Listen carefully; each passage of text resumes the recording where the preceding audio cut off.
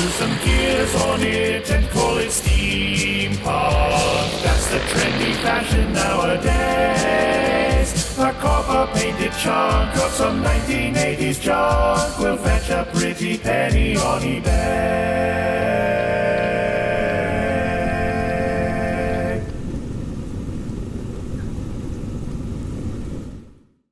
This show is all about our passion for creating, inspiring others, and figuring out creative ways for our passions to help other people. It's no longer a hobby, and it's more than a passion.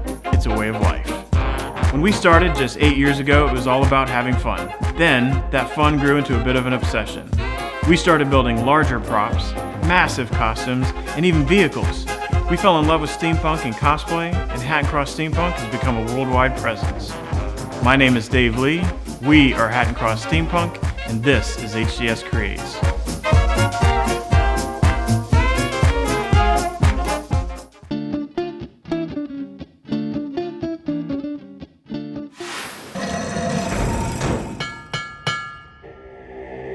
All right, so we got a busy couple of days ahead of us. We had intended on doing all of this in 6 days and kind of creating that illusion of the time crunch, when in fact we really needed not to create any illusion of time crunch, because there really is.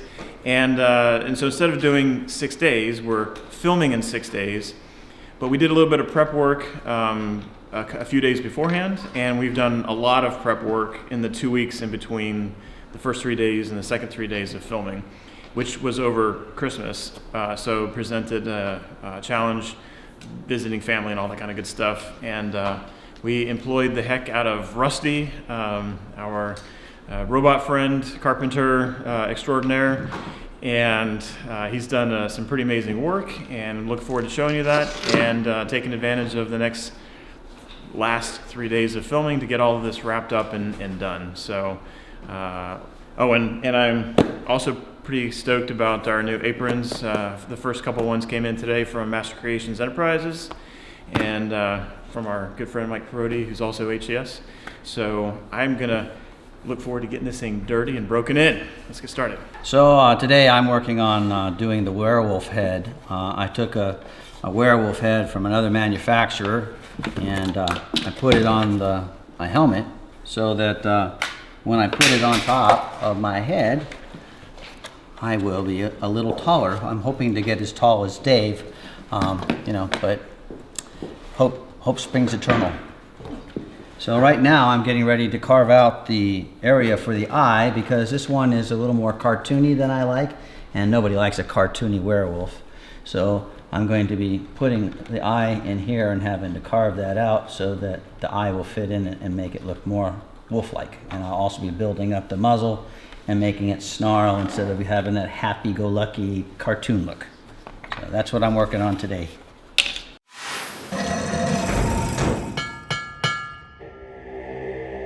Hi, my name is Michael Anthony Parodi, and I'm the cosplay, nitpicking, detail-oriented kernel part of the Hatton Cross Steampunk team. Well, for me, steampunk is science fiction.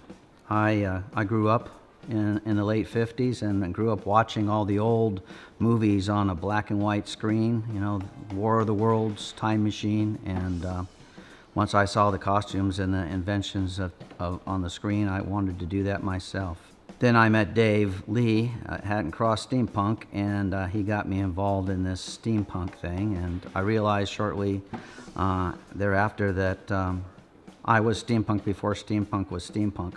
I see steampunk as a way to let out your inner inventor and your inner kid and look at things to repurpose them. So it's kind of a greening movement, and it's kind of mind expanding, where you use what you see around you and make different things out of it.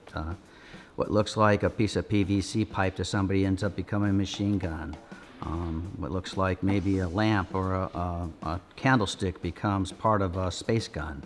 And it's enjoyable to me when we go to events and people go, "Oh my God, that's a candlestick." That's the cool part about steampunk. And steampunk is that aesthetic, that Victorian aesthetic, where guys and girls dress up nice and wear nice clothes and act nice to each other. And I think those days have kind of gone by the wayside, so it's nice to be able to do that on weekends and with your friends.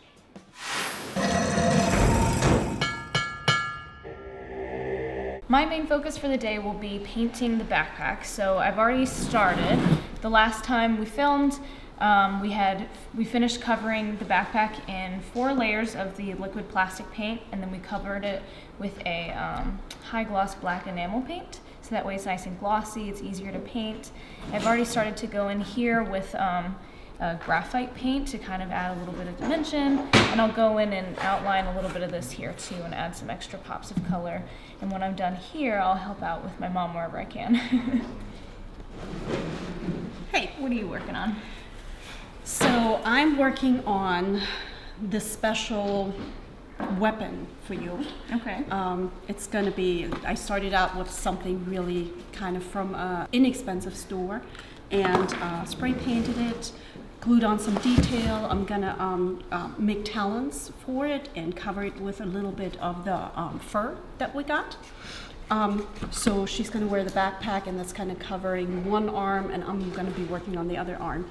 I also made a pattern, and I'm gonna try to make cute little werewolf ears, because she's gonna be a cute werewolf. I'm gonna be the cute one. Yes, she is the cute one. So yeah, that's what I'm gonna be doing. I'm stippling paint on here, which kids at home don't use spray paint and then the acrylic paint. It's really a pain to work, so try your stuff out first. But I'm trying to give it dimension so it loses its kind of flat appearance, and give it dimension and just some interest. So with the Roadster, we got a lot, or Rusty got a lot, a lot done with some of our assistants. And basically this metal hood is roughly fabricated. I've got some red plastic trim that's going to be coming to help not slice fingers open like I've done. And then we've got some really cool brass door knockers that are going to be attached so that you can use them to pull and open up to get access to the engine. Still got quite a bit to do. Jordan is going to be working on the front end here, and we also got this grill clad up in a copper finished aluminum sheet. So we'll be taking all these screws out and adding in more of the pop rivets like we have on the hood, and then the front piece here. Joe can tell you about the back. Here you can see where Rusty and I have just about finished with the bow tail end here. We went ahead and we weren't decided with the caulker, go with the paint. So we decided that we were going to go with the paint finish here. Gives it a nice, better look to it. Then we had to tape it off, and then we did the stain right here. Give it some nice brass finish to the back here. So I think it's coming along really well. Basically, he's the whiner. I'm going to put some blood on my apron. Yes. One thing Joe did not talk to you about in the back end here is that we did talk about putting some twin Gatling guns on this. So we got this nice little host right here. I'm going to drop it in. And then Dave will come over here and show you exactly how it'll be planted on. Yeah, so with the Gatling gun, it was kind of a interesting challenge of what to use. You got to keep it light. And so another member of HCS down in Georgia, Matt Deloach, who does our DIY on a Dime series, works for a fast food company, basically, a restaurant, and sent us these rings. I believe they hold CO2 cartridges or something, but I'm not entirely sure. But, and so I've had them for quite some time now, and I always wanted to make giant Gatling guns with them. So trying to make it so that it is large enough, but still light enough to spin and not be too much of a burden. You can see what we've used. So my dad had a really cool idea about using pool noodles because it's an odd diameter. And what we're gonna do is we're gonna cut out some wood discs to go here with a center, and this 1/2-inch aluminum rod helps keep it light. And then Rusty has fabricated, I'm gonna need another hand here, Jordan. So Rusty has fabricated these cool wooden doohickey things. This bearing gets attached here, and that will support the Gatling guns going through. And then on the back end, I have these sprockets that will attach to the rod, and we have that are made for a bicycle chain. So we'll have a bicycle chain on the motor in the center, go into these Gatling guns, and then hopefully it will all work and look really cool. And so when it gets suspended from the PVC, my idea, which is yet to be tested and proven, is there's another piece of the PVC pipe that will have a slit matching this that comes up into the PVC, gets glued in, and it has a cap on the bottom so that it gets glued and is permanently like this. And then I'll secure on the inside this T so that it doesn't turn. Because while it would be cool to have it move and angle up and down, realistically, were it an actual weapon, it would just blow my head off. And somebody else would have this cool car. So we're going to get it fixed.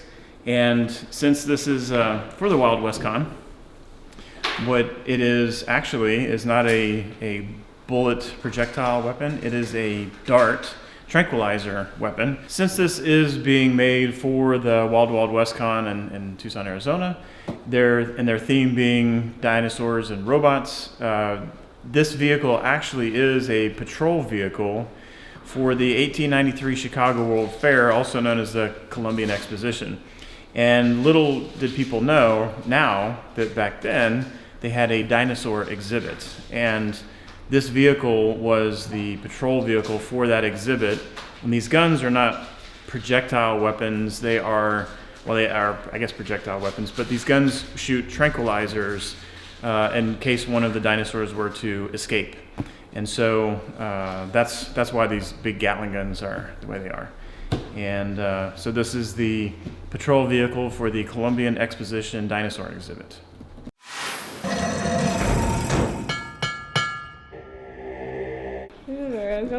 Okay, so this is your Bob Ross moment. Go ahead and tell me about this little painting process and how emotional it is for you. How emotional? It's very distressing. Get it? Because I'm distressing it. Okay, sorry. Oh, that's not good. So we finished the original coats of paint with the first few layers, and now it's time for me to just go in and do a little bit of detail painting.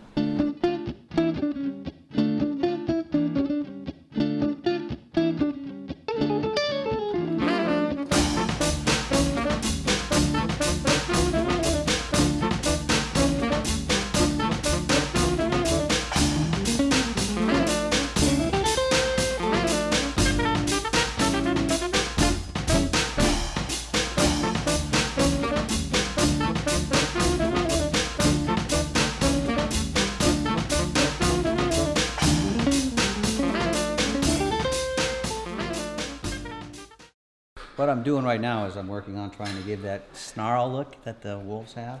So I've got to layer it and piece of foam in there so that it does that.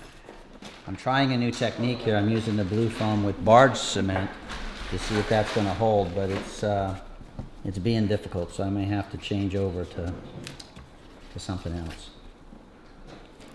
So what you're saying is you can teach an old dog new tricks. Yeah.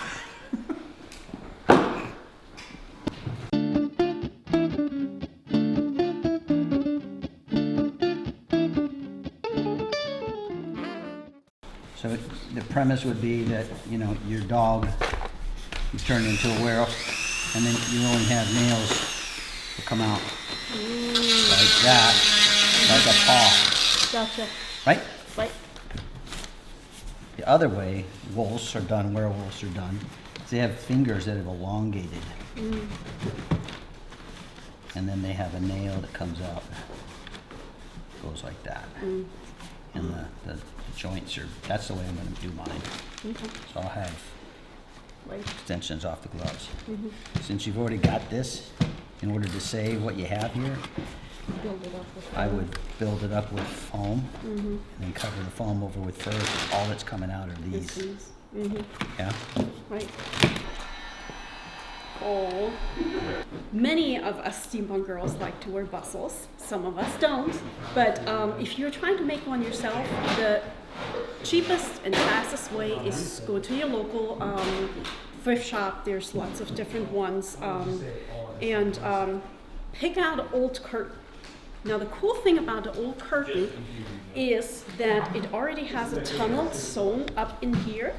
And so what you can do is you can just use a safety pin and some ribbon and feed it through, tie it around your waist and have your friend help you gather it up, or lay it out on the floor, gather it up and secure it with a couple of stitches.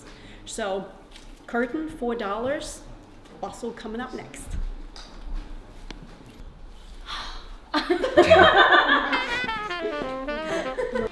On the electronics from the lawnmower, we have an amp meter, and this one doesn't look as cool as the amp meter that we have in the dashboard. So I'm actually going to split those off and run them on the dash here. Here, I'll walk around. Where'd you get the... So on this dash, we've got amp meter up here, and I've got an amp meter here. So what I want to do is actually wire it to this gauge and this one so that I can actually get a real reading on it. And eventually we'll potentially run up to the oil pressure, or maybe the temperature too, I don't know. But then we're kind of doing the lawnmower controls over here. And then and on this side I'm going to use some PSI gauges. And I'm going to have copper piping that runs along here that I can run some of my cables that will go to the Gatling gun in the back. And the PSI gauges always look cool. They just need to look like they're actually doing something than hanging there, because they have to have pipes coming off or something.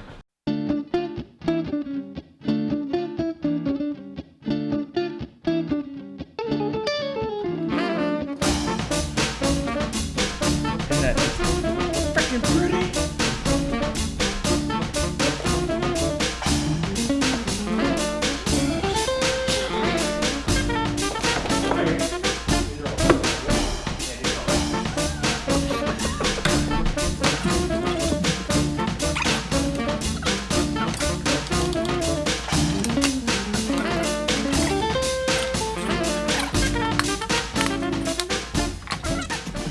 The important thing to do is when you're putting all this glue on there is not to put it down someplace so it can dry, and then not put your hand where it is so that it gets stuck to you.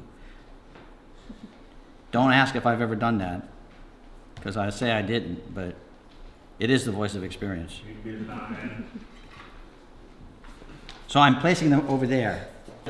Oh man, so I don't know, I'm winging it right now. And kind of trying out. None of us know what we're doing. No, None not of us really. know. Well, my initial idea was to like blades, make it look like these blades, you know, and they have like that stabby thingy. Yeah, stabby thingy. And then it turned into this stabby thingy. Those thingies. So. And that even make it look better because it's more substantial. Oh, so you want short fur.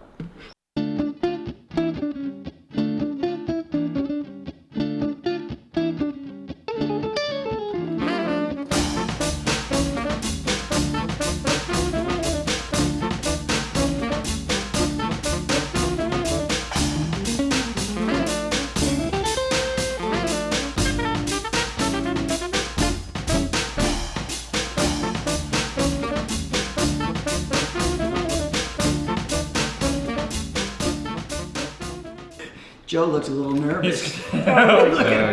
Joe, like that, open it up, and then now push down again. There you go, like that, so it has more to grip. And then watch those fingers. Oh! So when you're doing this, children, keep in mind that that pop rivet, if you have your fingers in the wrong place, you can end up pinching the heck out of your finger. I'm gonna go off in the corner and cry now. But now, thankfully, we have a responsible adult doing this. Responsible? Really? Oh, and It should pop out the back. yeah, well, sometimes it does and sometimes it doesn't.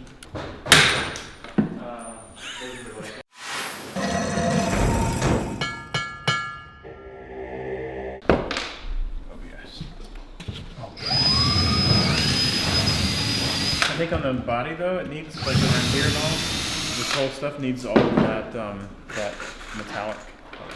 It does have that on there. Maybe a second Oh, coat. it's the light.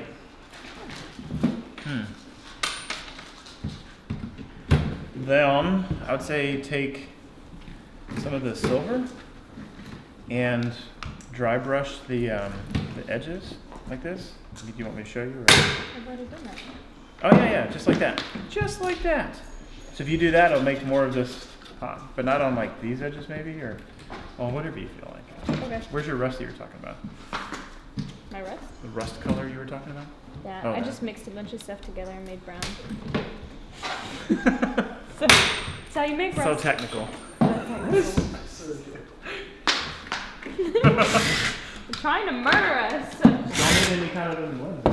I've mixed together 2 parts of a plastic resin casting concoction, and I made a mold of what's going to be the eye out of silicone.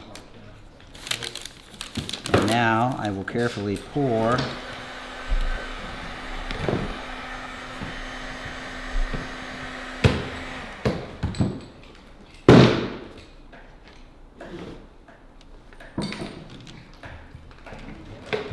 I made a slight mistake, but I don't care.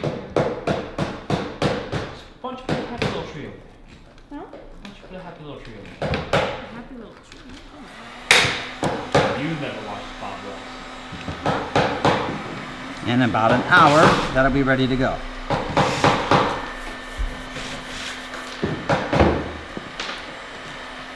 We'll come back and take a look at it when it's ready.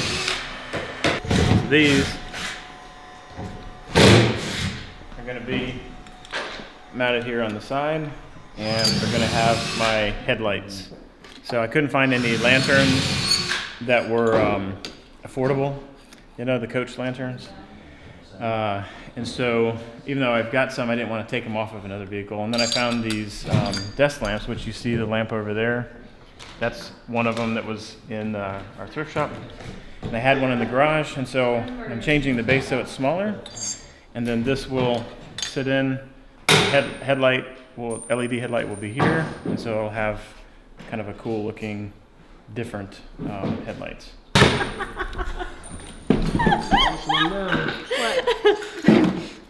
If you work with a heat gun and you use fake fur, Did it get caught on fire? yeah, it's kind of shrunk. What? I burned the fur. Well, I mean, she's rough and tumble. Oh my gosh. Finished this my is fur. I'm sorry. I think what I'm gonna do, mount this here, and then I'll have a bend of the pipe coming down, and maybe this one goes all the way down, Burning the fur. and this one will come out, and then have a tuck in as if it's going in, and then we'll have another pipe coming down, so these 2 pipes coming down. This one will go straight in, this one will turn, and then I can run my, either I'll run wires through it or I'll just run them on the bottom, but so we have a little bit more vintage look. This, of course, is the piece de resistance. Anybody recognize what this is? Yes, right. It's a toilet flange. I also heard it called a closet flange, which I don't know, maybe closet from water closet, but yeah, it's part toilet. But it looks cool. Got a lot of grinding to do. Ready? All right, so this is about ready. You can see that it's turned white. It's been sitting here for about an hour or so. It's not quite cured, but I'm going to take it out so that it cures a little bit better. And just pop it out. And there you go. Here's the original.